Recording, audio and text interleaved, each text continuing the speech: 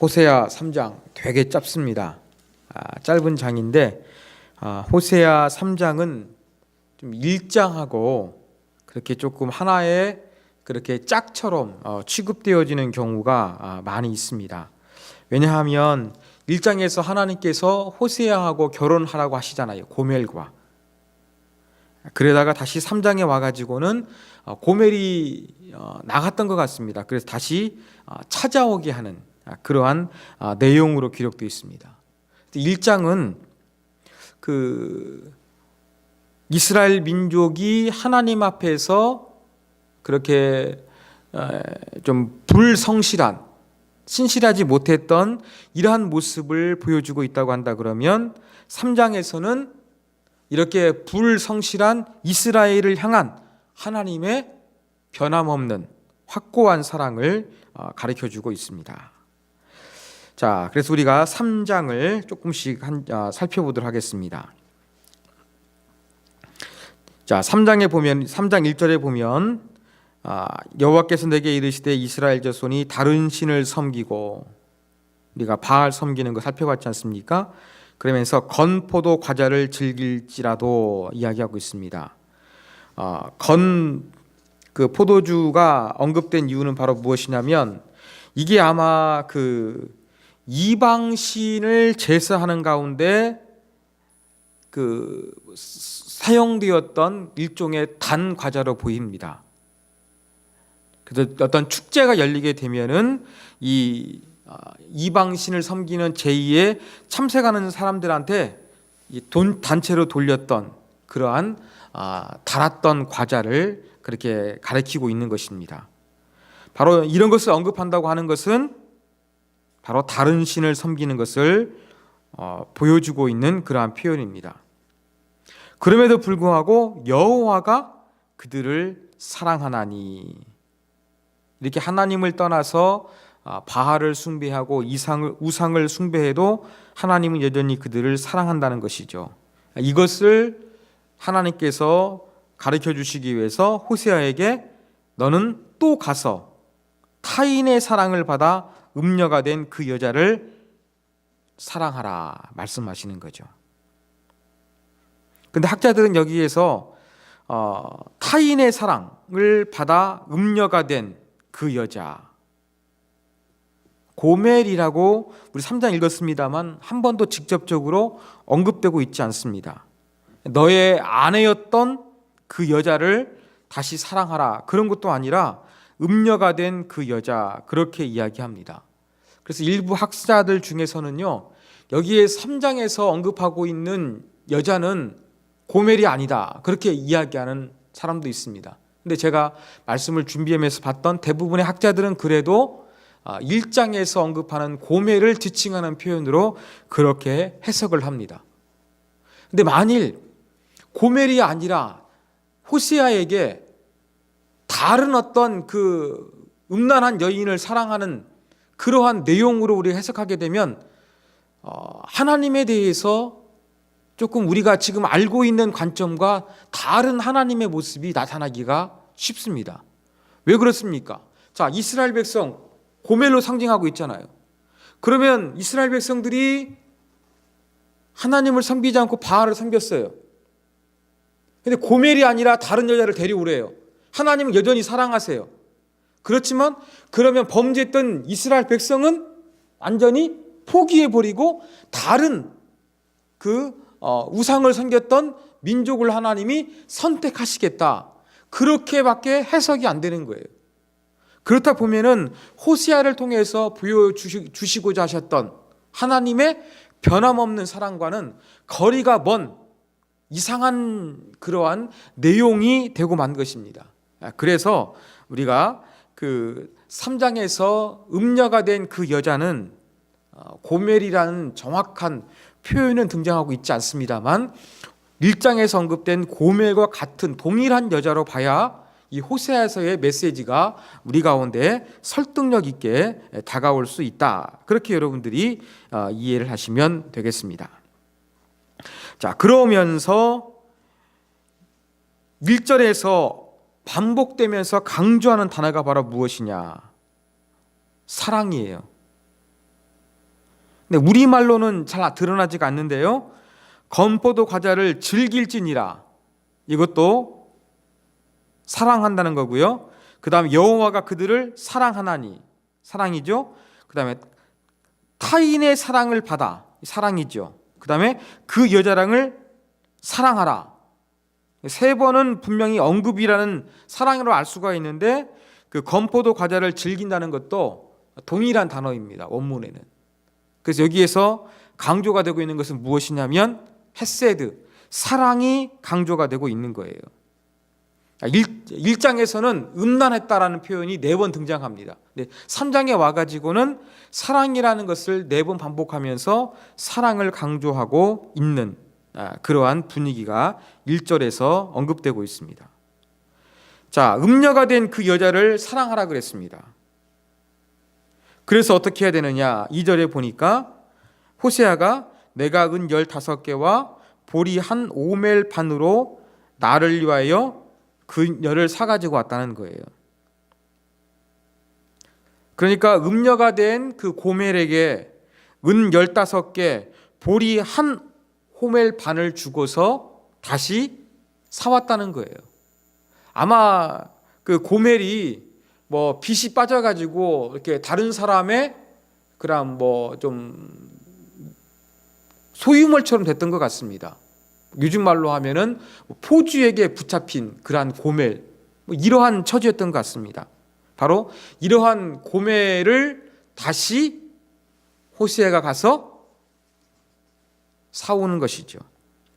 자, 여기에서 은 15개와 보리 한 호멜 반을 대략적으로 계산하면 은 30세겔이 나온다고 합니다. 자, 그런데 출애굽기나 레위기에 보면은요, 남자 노예나 여자 노예가 소에 바쳐가지고 일을 못하게 되었어요. 그러면은 소 임자는 그 다른 노예가 일을 못하니까 일값을 물어줘야 되겠죠.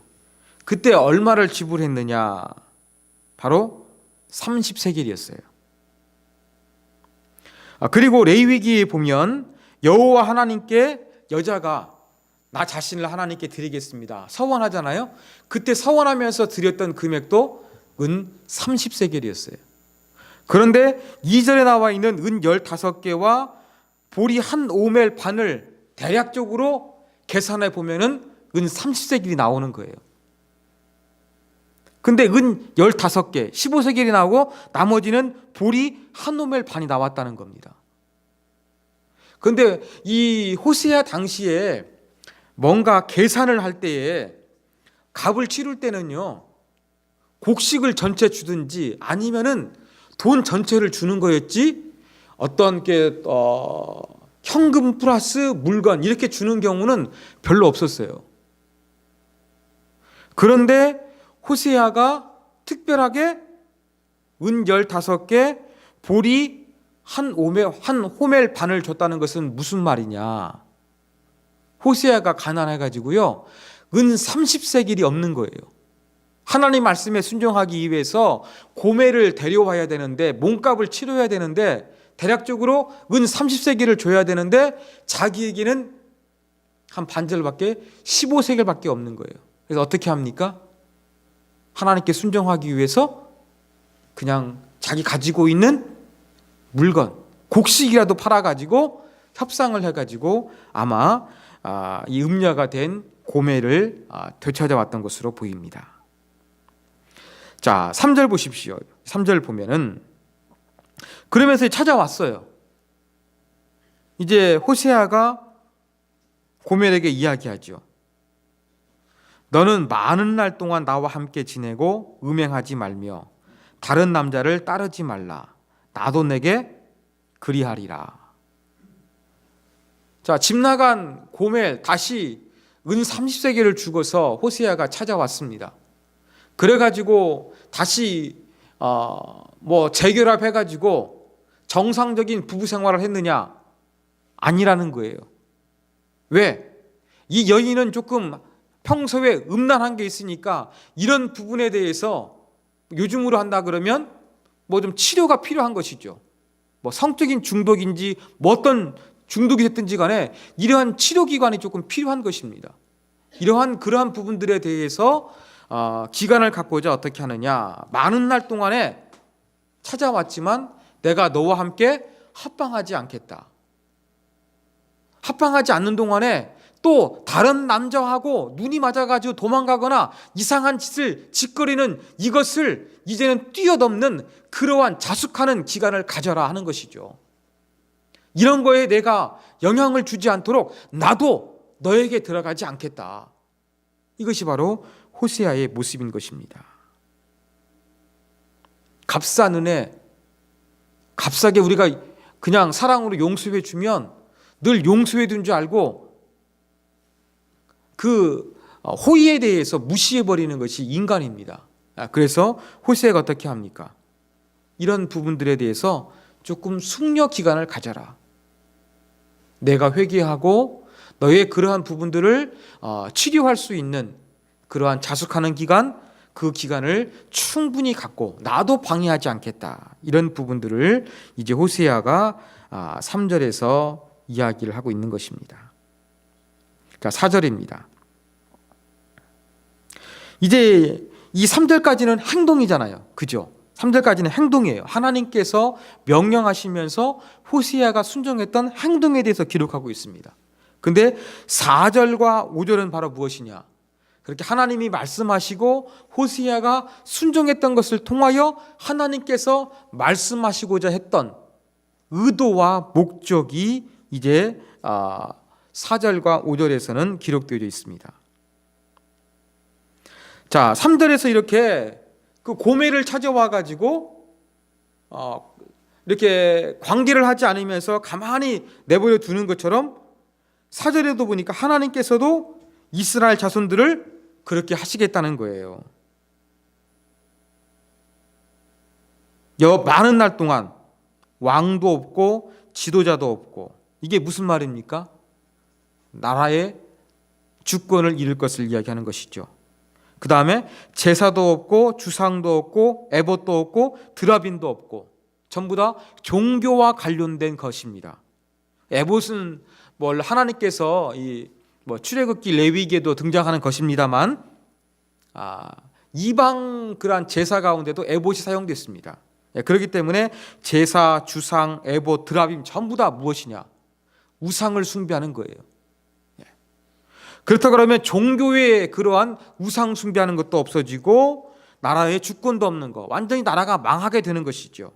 그렇게 하나님께서 나라의 주권도 잃게 하고 또 이스라엘 백성들이 섬겼던 우상도 섬기지 못하도록 만드는 그러한 기간을 하나님께서 갖게 하실 것이라는 것이죠. 많은 날 동안에. 이게 바로 무엇입니까? 이스라엘이 남과 북으로 나뉜 이후에 아수르에 의해서 또 바벨론에 의해서 멸망당해서 그 나라 없는 서름, 이 바벨론 유수 생활하지 않습니까? 이런 부분들을 이렇게 예고하는 그러한 표현으로 볼 수 있습니다. 자, 그러다가 5절에 보니까 그 후에 이스라엘 자손이 돌아와서 그들의 하나님 여호와와 그들의 왕 다윗을 찾고 이야기합니다. 자, 호세아 제가 말씀드리면서 어느 지역에서 하나님의 메시지를 선포했다고 제가 말씀을 드렸습니까? 남쪽 유다입니까? 북쪽 이스라엘입니까? 북쪽이에요.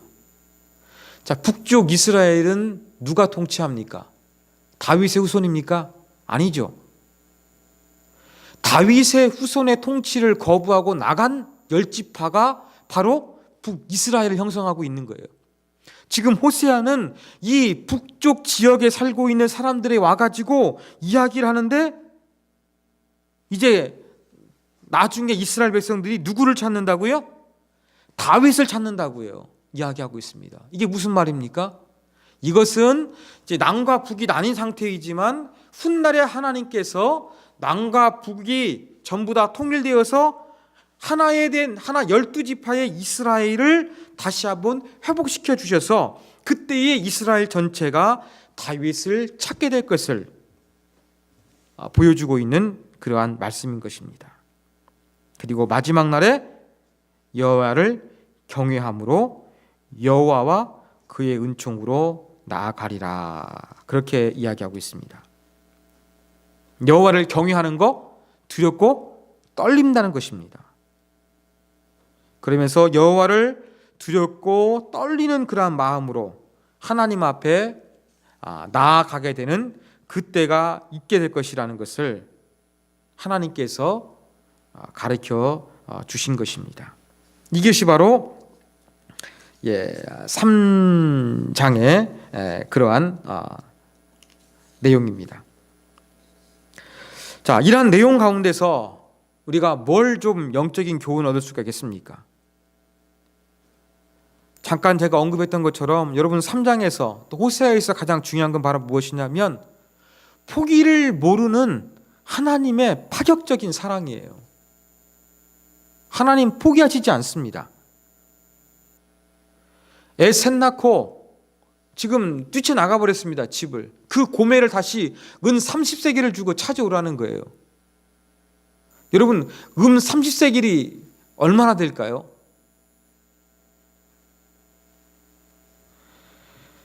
은 30세겔은요 적은 돈은 아니었어요. 적은 돈은 아니었는데 그 당시에 그 은 30세겔 정도면은요 약 2, 3년치의 그 노동자 연봉도 됩니다. 여러분 그러면 적은 돈 아니죠? 여러분의 수입에 2년, 3년치 되는 금액을 한번 생각해 보십시오. 적은 돈이 아닙니다. 그러한 여인을 이 적지 않는 돈, 가난해가지고 돈도 반절밖에 없어가지고 곡식까지 끌고 가가지고 그 고매를 다시 사봤습니다. 이게 바로 뭘 보여줍니까? 포기하지 않는 하나님에 대한 사랑을 보여주고 있는 거예요. 또 포기하지 않으면서 어떻습니까?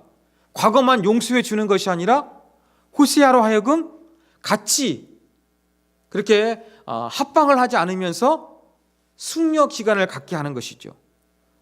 미래에 더욱더 온전한 사람으로 하나님을 섬기는 사람으로 그렇게 만들어가는 그런 하나님의 모습입니다. 여러분 하나님의 사랑은요 포기를 모르는 사랑이에요. 그리고 파격적이에요. 상상을 뛰어넘습니다. 잘은 모릅니다만 고멜과 호세아 결혼해가지고 자녀 셋을 낳습니다.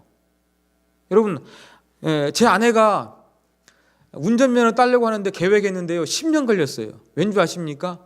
저희도 자녀가 셋인데 그때 아이 셋이 나타나가지고 이렇게 하다 보니까 운전면허를 못 딴 거예요. 여러분 뭐 호세아나 고멜 사이에서도 그렇지 않겠습니까? 그렇게 해서 한 적지 않은 시간 동안 같이 살다가 집을 나가버렸어요. 그래가지고 또 얼마 살았는지 모르지만 어느 정도 고멜이 나이가 들었을 거 아니겠습니까? 그 나이 들고서 음탕하게 살았던 그 고멜을 파격적으로 다시 데려오는 거예요. 포기하지 않는 그러한 하나님의 사랑을 호세아에서는 우리 가운데 느껴봐라. 그 하나님을 제시해 주고 있습니다. 여러분 우리는 고멜과 같습니다. 연약하고 넘어지고 범죄하고 실투투성이에요. 그런데 하나님은 이러한 우리들을 끝까지 포기하지 않고 파격적으로 사랑하시는 거예요. 뭔가 아집이 있어가지고 고집스럽게 포기치 않는 그것이 아니라 파격적으로 사랑하시기 때문에 포기하지 않는 거예요. 여러분 저도 사람에 대해서는 잘 포기하지 않으려고 합니다. 저는 이런 마음을 가진 사람은 아닌데 목사이고 기독교에서 말하는 사랑을 실천하고자 하는 그런 의식이 있다 보니까 온전히 순종하지는 못해도 그래도 사랑하기 위해서 많이 애씁니다. 기독교를 사랑의 종교라고 하는데 기독교가 용서하지 않는 경우도 많잖아요. 저는 그렇지 않으려고 무지 애를 씁니다. 그런 애를 많이 써요. 그런데 저는 포기치 않은 것 같음에도 불구하고 한계선이 있더라고요. 어느 순간이 되면은 딱 그 사람에 대해서 딱 포기해 버립니다. 물론 일반인보다는 조금 더 제가 포기치 않고서 사랑하려고 노력하는 것 같아요. 그렇지만 저 나름대로의 선이 있어가지고 여기까지, 더 이상은 안 돼, 딱 하면서 딱 털어버릴 때가 있어요. 이게 인간이에요. 그런데 하나님 어떻게 하십니까? 끝까지 포기치 않는 거예요.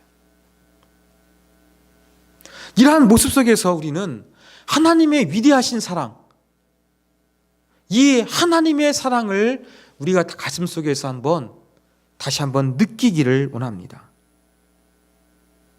우리는 어느 순간에 잘 대해주다가 아주 냉정하게 돌아서 버립니다.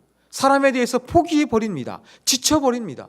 그러나 하나님은 지치지 않습니다. 포기치 않습니다. 거기에 파격적으로 사랑의 마음을 가지시고 여전히 다가오고 계시는 거예요.